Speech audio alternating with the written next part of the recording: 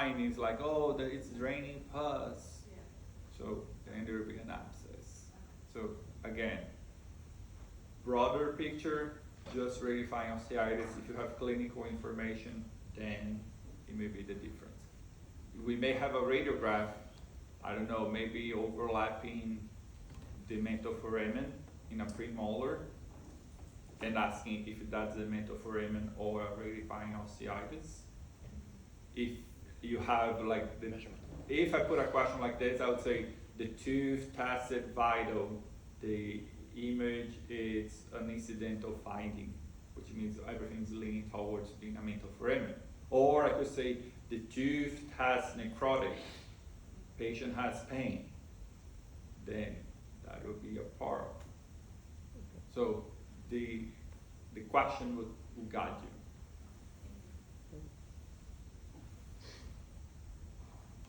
Can you go over wall defects in Perio classification? Wall defects, very confusing. Number of walls that are present is the classification. So if you have a one wall defect, you only have one wall left. So that's usually the ones that you can see through it. So it's very radiolucent, mesiodistal. Usually it's a vertical type of bone loss. A two wall defect is either the buccal or the lingual that is missing. So you're gonna see the vertical bone loss, but still kind of see a shadow of bone in the back. Okay. In a three wall defect, all walls are present, so it's almost like a crater. It's just like a hole, but you still have all the walls. Very hard to see on radiographs, a three wall defect. So you won't expect us to differentiate between a two wall or three wall defect on a radiograph? No. Cool. Three wall defect is hard to see on a 2D radiograph. Okay. And the four wall defect would just be like a crater, but at that four point, wall like defect, probably. The tooth is in the center, but you have all the walls around it. Yeah. Again, you can only see that on CBCTs pretty much. Yes.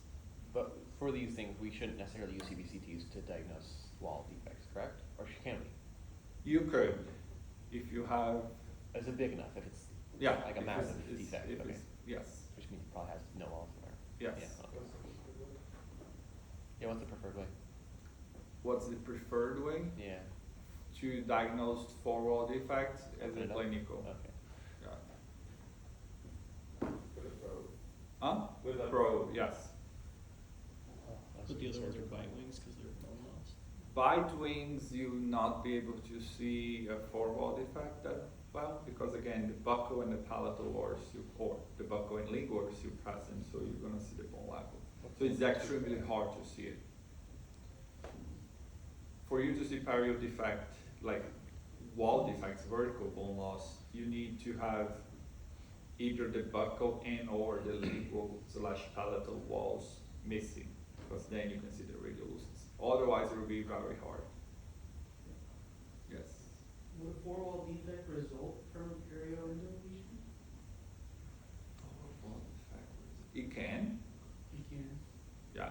So both could occur, or could a perioendo lesion be present without a four-wall defect?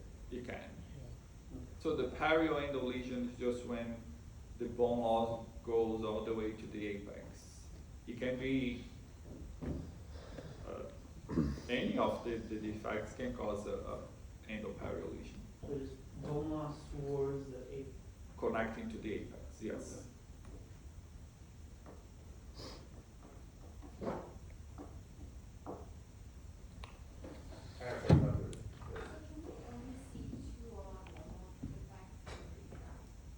Yes, more obviously it would be a two wall or a one wall defect. And those are vertical bone loss type of. The one that is. Yes. Yes. For the inflammation lecture, you said for osteomyelitis that there's significant pain for it. Is that the only one of inflammation that has pain per se, or are you saying parls also have pain? Yes. All of it has pain. All of it may have pain. May have pain. Yes. But like the island or something, there was a clinical image with the island there. What was that called? Sequestrum? Sequestrum, yeah, that wasn't painful, even though it was exposed bone. So that's what you're Usually saying, it's may not or may painful, not. yes. Sequestra are usually not painful. Yes, because the bone is dead already, kind of. But it was painful for a while. It At one can point, be. yes, that would too. So all the clinical findings may or may not be present. So that's the challenge So it's in one the or more of clinics. the Is like, fever. yes, Yeah, okay.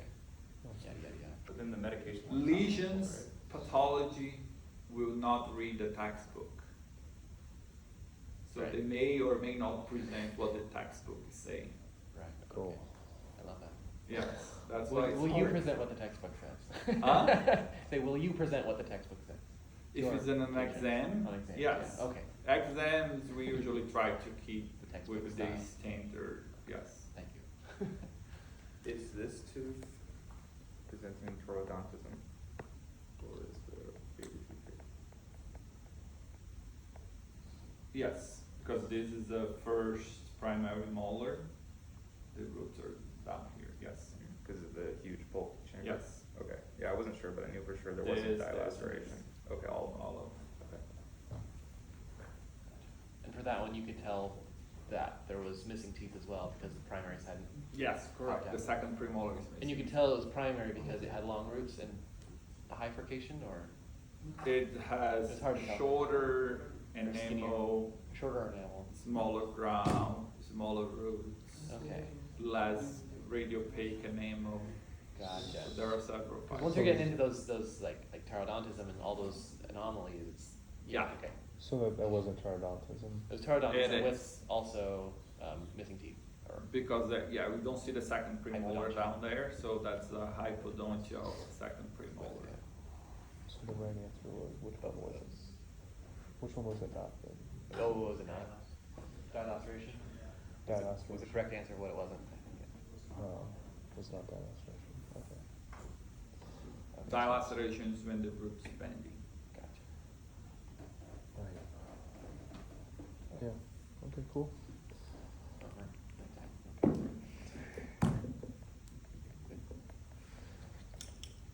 Well, it seems like that's it for questions. Any Thank other you very questions? much for showing up. Yeah. Dr. Simpson. Sorry, I That was great. late. Oh, We Happy like you that came. ring lady. yeah.